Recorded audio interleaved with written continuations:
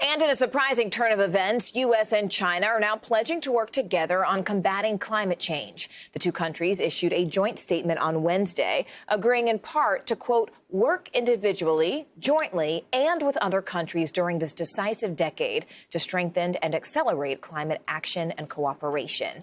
Here with the latest is NBC News correspondent Josh Letterman. Josh, first off, how exactly do these countries plan to work together, and what specifically are they working together on?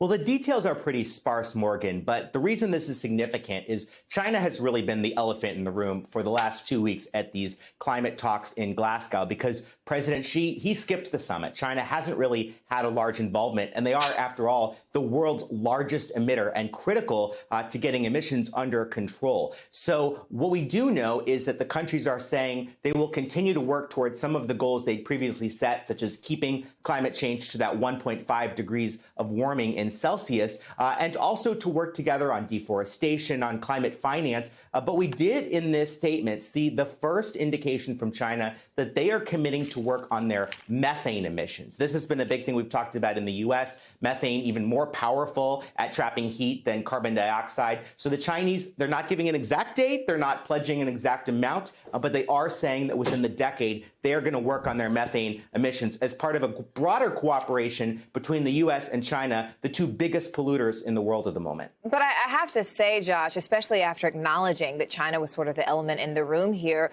what prompted this very quick shift in tone? And really, how has this announcement been received by the other countries who are watching this relationship unfold? Yeah, well, John Kerry, the climate envoy, and his Chinese counterpart have been working on this behind the scenes for months, largely in secret. I was kind of surprised this came together because it was only a week ago we were all in Glasgow with President Biden, where he was publicly hammering China for not doing enough, for not coming to the summit. And so this was surprising given that. As far as how it's being received by other countries, you know, it is giving a jolt of momentum to these final days of the climate summit when countries are trying to get on the board, release a strong global statement about how they're going to tackle this in the future. The fact that two countries that have been really at odds with each other, not just on climate, but everything else, the U.S. and China, coming together to say very publicly they're going to work together is creating a little bit more of a fire for the folks in Glasgow to get something really concrete done in the final days, Morgan. And we will be watching every step of the way. Josh Letterman for us there. Josh, as always, thank you so much. Thanks for watching our YouTube channel. Follow today's top stories and breaking news by downloading the NBC News app.